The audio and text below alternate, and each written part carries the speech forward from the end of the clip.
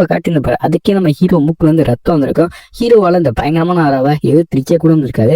என்னடா இவர் நம்ம ராபர்ட்டை விட பயங்கரமான பவர்ஃபுல்லான ஆளா இருப்பா, ஓகே இப்படிப்பட்ட ஆளா அப்படின்னு நம்ம ஹீரோவை மிரண்டு போயிருந்திருப்பேன். சின்ன குழந்தை அவன் எதுவும் பண்ணாங்க சொல்லி அந்த மார்ஷியல் ஹால் மாஸ்டரும் சரி அவங்க அம்மாவும் சரி அவன்கிட்டயும் அவங்களோட ஆர்வம் காட்டுறீங்கல்ல, நான் பேசிக்கிட்டு இருக்கேன்ல நீங்க கொஞ்சம் கம்மன் இருக்கேன்னு சொல்லி இவர் ஆஃப் பண்ணிப்பாரு. ரொம்ப டெரரான ஆளா இருந்திருப்பாரு அவருக்கு. நம்ம ஹீரோ நடந்த எல்லா விஷயத்தையும் நினைச்சு பாக்குறேன். நம்ம இப்பயும் வீக் ஆக கூடாது. பாஸ்ட் லைஃப்ல தான் நம்மளை ஏமாத்தி சாடிச்சிட்டாங்க. நம்ம போன வாட்டி அசாசன் இருந்தோம், நம்ம நிழல்கள்ல தான் மறந்து போய் அட்டாக் பண்ணிருப்போம். இனி இந்த மாதிரி இருக்கக்கூடாது. நம்ம புது லைஃப் ஆரம்பிச்சிருக்கோம். இனி அந்த அசாசன் நான் கிடையாது, நான் வேறேன்னு சொல்லி நம்ம ஹீரோ சின்ன வயசுல இருந்து தனியான ஒரு பில்டிங்ல தான் வளர்க்கப்பட்டிருக்கேன். எங்க அம்மாவுக்கு நான் சரியான மரியாதையை யாரும் கொடுக்கல. எங்க அம்மா இருந்தாலுமே நல்லா பாசமா தான் வளர்த்தாங்க. அதனால கண்டிப்பா அந்த ட்ரைனிங் எடுத்து எங்க அம்மாவுக்கு இழந்த மரியாதை எல்லாத்தையும் நான் மீட்டு கொடுப்பேன்னு சொல்லி நம்ம ஹீரோ சொல்லியிருப்பேன். அப்ப நீங்க ஃபேமிலி ட்ரைனிங் எல்லாத்தையும் எடுத்து எங்களோட ஃபேமிலி ட்ரைனிங் எந்த ஸ்டாண்டர்ட்ல இருக்குன்னு காட்ட போறியா அப்படின்னு சொல்ல நம்ம ஹீரோவும் கண்டிப்பா நான் முடிஞ்ச அளவுக்கு என்னோட போட்டோ போடுவேன், நான் டிசப்பாயிண்ட் பண்ண மாட்டேன்னு சொல்லி நம்ம ஹீரோ சொல்லியிருப்பேன். நம்ம ஹீரோ பாஸ்ட் லைஃப்ல நான் ஒரு மிகப்பெரிய அசாசின், அந்த கான்டினென்ட்லயே one of the best assassin சொல்லி நம்ம ஹீரோ தான் சொல்லுவாங்க. அப்படிப்பட்ட நம்ம ஹீரோ இப்ப ஏதோ ஒரு கர்ஸால சபிக்கப்பட்டிருந்திருப்பேன். ஆனா இந்த கர்ஸை நான் இப்ப கொஞ்சம் கொஞ்சமா வீக் பண்ணிட்டு இருக்கேன். இனி இந்த கர்ஸ்னால என்னை எதுவும் பண்ண முடியாது, பாருங்க நான் எந்த அளவுக்கு பவர்ஃபுல் ஆடுன்னு சொல்லி நம்ம ஹீரோ சொல்லியிருப்பேன். அதே சமயம் இங்க இன்டர்மீடியட் மார்ஷியல் ஆர்ட் மாஸ்டர் சொல்லி கருன்ற ஒருத்தர் காட்டியிருப்பாங்க. இந்த கருன்றவரோட பையன் தான் வென்ஸ்டைல் மானப்பவர் அப்படின்னு பண்ணியிருப்பேன். இப்பதான் இவனுக்கு விஷயம் தெரியாது, அதனால உனக்கு ட்ரைனிங் கூட இருக்க முடியாதா, அவன் அந்த அளவுக்கு வீக்காடா, நான் கேள்விப்பட்டிருக்கேன் அப்படின்னு சொல்லி இங்க இருக்கக்கூடிய ஆட்கள்கிட்ட கேட்கல. ஆமா நிறைய மெயிலே பார்த்துருக்காங்க, அது ரொம்ப வீக் தான். செயின்ட் பேட்ரியாட்ஸ் எல்லாருமே பார்த்துருக்காங்க. அவனுக்கு அந்த ட்ரைனிங் எல்லாம் என்டியூர் பண்ற அளவுக்கு ஸ்ட்ரென்த் இல்ல. நம்ம ஹீரோக்கு அந்த அளவுக்கு ஸ்ட்ரென்த் இருக்காதுன்னு சொல்லி இவங்க நடத்திருப்பாங்க. உண்மைதான், நம்ம ஹீரோக்கு அந்த அளவுக்கு ட்ரைனிங் இருக்கிறதுக்கு ஸ்டெமினா இருந்திருக்காது. ஆனா நம்ம ஹீரோ என்ன பண்ணா எது பண்ணு இனிமேதான் காட்ட போறாங்க. நம்ம எடுத்தவங்க ஒருத்தவங்க அவன் உள்ள ட்ரைனிங் கூட விடக்கூடாது, நம்ம அதை செக் பண்ணணும். அதனால அவன் இடத்துல ஒரு மெய்டை போட்டுன்னு சொல்லி இங்க இருக்கக்கூடிய ஆளு சொல்லியிருப்பாரு. சரி ஓகே அப்படியே மெய்டை போட்டுலாம். அதுக்கப்புறம் அங்க இருக்கக்கூடிய ரிப்போர்ட் எல்லாத்தையும் எனக்கு வந்து அனுப்பிச்சுக்கிட்டே இருக்க சொல்லி இந்த ஆளு ஒரு ரிப்போர்ட் ரெடி பண்றக்காண்டி ஒரு மெய்டே அனுப்பலாம்னு இருப்பாரு. தேசியமா நம்ம ஹீரோ ட்ரைனிங் எடுத்துருந்தப்பல இப்பதான் 5th ட்ரைனிங்காக காட்டுறாங்க. அந்த இடத்துல இந்த கிங் வந்துருப்பாரு. கிங் வந்துட்டான்னு சொல்லி எல்லாமே பாத்துக்கிட்டு இருக்கல. இங்க இருக்கக்கூடிய இன்ஸ்ட்ரக்டர் மட்டும் நல்லா தூங்கிட்டு இருந்திருப்பாங்க. தூங்குற மாதிரி நடிக்காத, கொஞ்சம் எந்த இதுல பாத்தீங்களா நீங்க வேற லெவல்ல அடிக்கீங்க, நான் என்னதான் தூங்குற மாதிரி நடிச்சாலுமே நீங்க ஒரு ஆள் தான் நான் கண்டுபிடிச்சது. இந்த இன்ஸ்ட்ரக்டர் எந்த பயமும் இல்லாம இந்த ஆள்கிட்ட ஜாலியா பேசிட்டு இருக்காங்க. இவங்க பிரில்லியன்ட் ஸ்வாட் லைமரா வந்திருப்பாங்க. இவங்க ஸ்வாட் மேன்ஷிப்ல கில்லாடியா இருப்பாங்க. ஆமா எல்லாமே வெளியில கஷ்டப்பட்டு வேலை பார்த்துக்காங்க. நீ மட்டும் நோகாம இப்படி படுத்துக்கிறதுல நான் தானே அவங்களுக்கு வேலையை கொடுத்தது. அவங்க எல்லாம் கஷ்டப்பட்டு உடம்ப வச்சு வேலை வைக்கிறாங்க, நான் மூளையை வச்சு வேலை வைக்கிறேன். சிம்பிள். வயசாயிச்சே தவிர உங்களுக்கு எதுவுமே தெரிய மாட்டேங்குது பேட்ரியாச்சு அப்படின்னு சொல்லி இந்த இன்ஸ்ட்ரக்டர் பேசிக்கிட்டு இருக்கல. இப்பதான் இவங்களும் சொல்லியிருப்பாங்க, இப்பதான் சில்வியா வந்துட்டு போனா அவரோட குழந்தைய பத்திரமா பாத்துக்க சொல்லி. ஏன்னா உங்களுக்கு ட்ரைனிங் இருக்கிறதுலாம் அந்த அளவுக்கு என்டூரன்ஸ் ஸ்ட்ரென்த் இல்லைன்னு சொல்லிட்டு இருந்தா நீங்களே என்ன சொல்ற கண்டிதான் வந்தீங்க. என்ன ஒரு கோ இன்சிடென்ட்ஸ், ஆனா உங்களுக்கு எந்த வித ரைட்ஸும் கிடையாது. என்னோட ட்ரைனிங்ல வந்து அட்வைஸ் பண்றக்கோ இல்ல இன்ஸ்ட்ரக்ட் பண்றக்கோ என்னோட வேலையை நான் கரெக்டா வைப்பேன். இது உங்களுக்கு தெரியாதா? என்னதான் உங்களோட பேர் இருந்தாலும் நான் டஃபஸ்ட் ட்ரைனிங் தான் கொண்டு போயிருந்தில்ல. ஓகே அதே தான் நானும் சொல்றேன் வந்தேன். அவனுக்கு டஃப்பான ட்ரைனிங் கூட எந்த விதமான எக்ஸ்ட்ரீமுக்கு போ, நான் அவனை எதுவுமே சொல்ல மாட்டேன்னு தெரியல. இதை கேட்டு அந்த இன்ஸ்ட்ரக்டர் நல்லு வைப்பாங்க. ஒரு கிங்குனா இப்படிதான் இருக்கலாம், எந்த வித பாகுபாடும் இல்லாம இருக்கீங்கன்னு தெரியல. இப்பதான் விளையாட்டுத்தனமா பேசியிருப்பால, நீ மட்டும் எனக்கு முன்னாடியே தெரிந்த ஒரு ஃப்ரெண்டா இல்லைன்னு வச்சுக்கவே உன்னை நேரம் தலையை விட்டு இந்த இடத்துல சாடுதுப்பேன். மற்றபடியாதான் பேசியிருக்கேன். சரி என்னமா பண்ணித்தல. இந்த இடத்துல இருக்கக்கூடிய எல்லா ஸ்டூடெண்ட்ஸுமே ஒர்த்தா இருக்கணும், யாருமே வேஸ்டா இருக்கக்கூடாது. எல்லாத்தையும் ஒர்த்தா ட்ரைனிங் பண்ணு, வெளியில உள்ள எல்லாமே ரொம்ப ஒர்த் அப்படின்னு எல்லாருமே சொல்ற அளவுக்கு இருக்குன்னு தெரியல. ஓகே நான் எல்லாத்தையும் பாத்துக்கிறேன், இந்த பையன் எப்படி இருப்பான்னு தெரியல அப்படின்னு சொல்லி இந்த இன்ஸ்ட்ரக்டர் யோசிப்பாங்க. நம்ம ஹீரோ சக்சஸ்ஃபுல்லா அவனோட ஸ்கில் எல்லாத்தையும் அப்டேட் பண்ணிப்பேன். இப்ப 3 ஸ்டார்ல தானே இருக்கேன், என்னோட மைண்ட் எல்லாமே கிளியரா இருந்திருக்கும், நல்லா இருக்கேன் இப்ப முன்னாடியே விட அப்படின்னு சொல்லி நம்ம ஹீரோ எல்லாத்தையும் யோசிச்சு பார்த்துருப்பேன். ஆனா இது வெறும் ஆரம்பம் தான். நம்ம கண்டிப்பா இங்க இருக்கக்கூடிய ட்ரைனிங்கை அதை எடுக்க போறோம். அந்த ட்ரைனிங்க்கு அப்புறம் நம்மளோட பவரை நம்ம பயங்கரமா இம்ப்ரூவ் பண்ணோம்.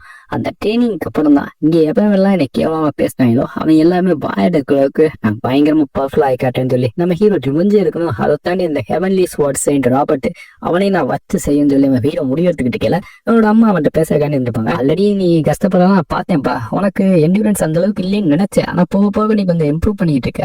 ஆனா நீ கண்டிப்பா போகணுமா, நான் உன்னை போவேணும்லாம் சொல்ல, இன்னும் 1 வருஷத்துக்கு மட்டும் இதை கொஞ்சம் தள்ளி போடுப்பா. கரெக்டா 1 வருஷம் கழிச்சு நீ உன்னோட ஸ்ட்ரென்த் இம்ப்ரூவ் பண்ணிட்டு அப்புறம் போலாமேப்பா, 1 வருஷம் மட்டும் கொஞ்சம் வெயிட் பண்ண வைப்பான்னு சொல்லி இவங்களை பாசமா கேட்கல. நம்ம ஹீரோ முடியாதுன்றப்ப இங்க இருக்கவங்க எல்லாருமே உங்களை கேவலமா ட்ரீட் பண்றாங்க, அதை என்னால பாத்துக்கிட்டு சும்மாவே இருக்க முடியல, எனக்கு அப்படியே பத்திக்கிட்டு வருது.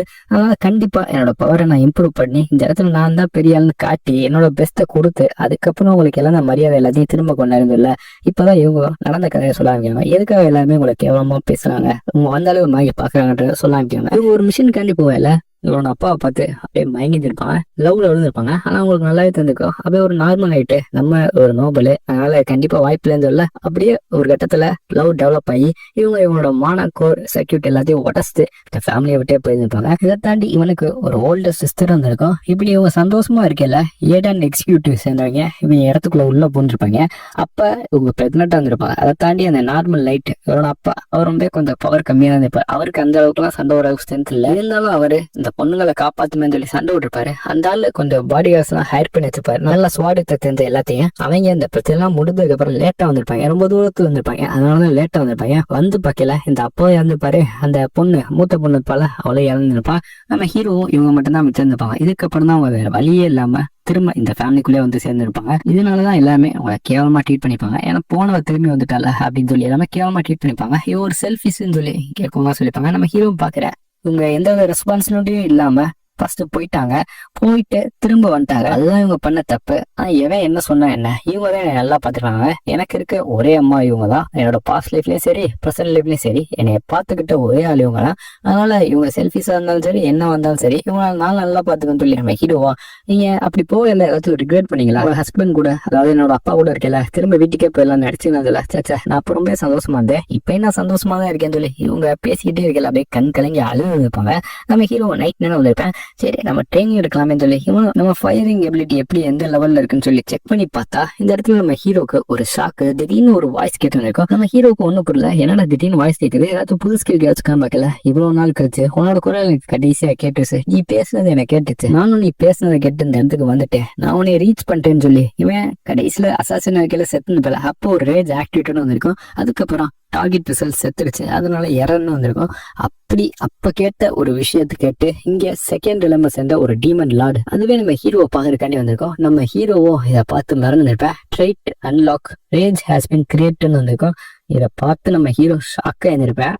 இங்க வந்து டீமன் லாடும் உன்னோட ரேஜ் எனக்கு கேட்டுருச்சு, அதனாலதான் இந்த இடத்துக்கு ரீச் ஆனேன். இதுதான் டீமன் ரெல்மோட செகண்ட் லாடா இருக்கும். கண்டிப்பா உன்னோட ரிவெஞ்சுக்கு நான் உதவி பண்றேன், உன்னோட ரிவெஞ்சை நான் நிறைவேற்றுறேன்னு சொல்லி இப்பதான் உன்னோட சோல் பாடி எல்லாத்தையும் சாக்ரிஃபைஸ் பண்ணது எல்லாத்துக்குமே அர்த்தம் கிடைச்சிருச்சுன்னு சொல்ல இது நம்ம ஹீரோட மூஞ்சியை பார்த்து ஷாக் ஆயிருக்கும். ஏன்னா நம்ம ஹீரோ ஒரு சின்ன பையனா இருப்பேன், ஒரு குழந்தையா இவன்ட்டு வந்து எப்படி ரேஜ் வந்துச்சு, இல்ல ஏதாவது தப்பு நடந்திருக்கு, இல்லாட்டி இவன் குரல் எப்படி என கேட்டு நான் இந்த இடத்துக்கு வந்து சொல்லி இது ஒரே கன்ஃபியூஷன்ல இருந்திருக்கும். இது கண்டிப்பா நீங்க கிடையாது நினைக்கிறேன்னு சொல்ல இது செக் பண்ணி பார்த்ததுக்கு இல்ல உன் உடம்புக்குள்ளதான் ஒரு டீப்பான டார்க்கான ரேஜ் இருக்கு, அதுதான் என்னை கூப்பிட்டுருக்கு, அதுதான் அது அப்படின்னு சொல்லி இதுல எந்த ஒரு தப்பு இல்லைன்னு சொல்லி உன் பாடி சோலை இப்ப எனக்கு கொடுத்துரும். உனக்கு தேவையான ரிவெஞ்ச் எல்லாத்தையும் நான் கொடுக்குறேன், உன்னோட ஆசை எல்லாத்தையும் நான் நிறைவேற்றுறேன், உனக்கு யாரை பழிவாங்கன்னு தோணுதோ அவங்க எல்லாத்தையும் நான் நிறைய வேதனை அனுபவிச்சு உன் கண்ணு முன்னாடியே கூடாது சாடிக்கிறது இல்லை, எனக்கு உன்னோட உதவிலாம் தேவையில்லைன்னு சொல்லி நம்ம ஹீரோ சொல்லிப்பேன்.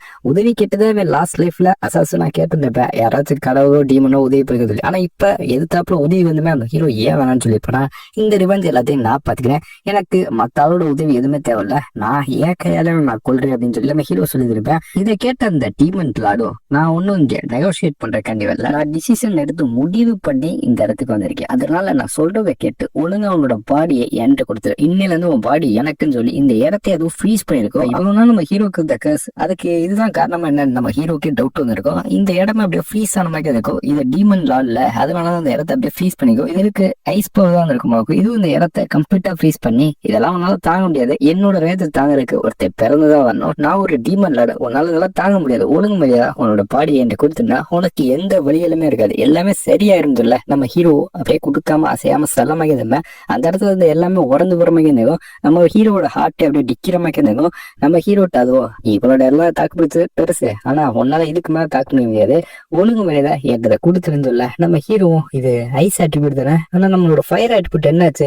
நம்ம உடம்புக்குள்ள அந்த ஃபயர் ஆட்டிபியூட் அது அப்படியே ஃப்ரீஸ் ஆன மாதிரி இருக்கேன்னு சொல்லி நம்ம ஹீரோவோ என்ன பண்றதுன்னு தெரியாம பாத்துட்டு இருப்பேன். இது ஒரு கடவுளா இருக்குமோ, இது யாரா இருந்தாலும் செத்தா இதை நம்ம கொல்லணும்னு சொல்லி நம்ம ஹீரோ எப்படியாச்சும் இதை சமாளிச்சிடணும், இதை நம்ம எப்படியாச்சும் நம்மளோட பாடி எடுக்கூடாம தடுத்துடணும், நம்ம இதை டாலரேட் பண்ணிதான் இருக்கணும்னு சொல்லி நம்ம ஹீரோ இந்த கோல்ட் அட்டாக்ல என்னை ஒண்ணுமே பண்ணான்ற மாதிரி வெளியில சொல்லி நினைப்பேன். இங்க இருக்கக்கூடிய அந்த டீமன் லாடும் இவன் கன்சிஸ்டன்டா என்னோட ரேஜ் எல்லாத்தையும் தடுத்துக்கிங்க, இவனை நம்ம எப்படியாச்சும் ஏதாச்சும் பண்ணணும்னு சொல்லி அதுவும் முடிஞ்ச அளவுக்கு நம்ம ஹீரோக்கு இன்னும் இந்த இடத்த ஒரே வைக்கிற அளவுக்கு அவன் ஹார்ட்டை நிப்பாட்ட பயங்கரமான ஃப்ரீ ஐஸ் கோல்டு எஃபெக்ட் கொடுத்துருக்கோம். ஆனா நம்ம ஹீரோ இந்த பாடியை நம்ம கண்டிப்பா கொடுக்க கூடாது. ஒருவேளை விட்டு நம்ம பாடி ஹேண்ட் ஓவர் பண்ணோம்னா இவன் நமக்கு ரிப்பந்து எடுக்கிறதுன்னு தான் சொன்னேன். ஆனா இங்க இருக்கக்கூடிய நம்ம அம்மா அவர் மெய்டு அவங்க ஏதாச்சும் ஆயிடுச்சுன்னா நம்ம கண்டிப்பா என்னன்னாலும் செட்டா நம்மளோட பாடியை விட்டு ஹேண்ட் ஓவர் பண்ணக்கூடாது. நம்ம ஹீரோ ஒரு முடிவோட இருந்திருப்பேன். நீ மட்டும் இப்ப ஈஸியா உன்னோட பாடியை கொடுத்துட்டேன்னா உனக்கு எந்த வித பிரச்சனையுமே இல்லை.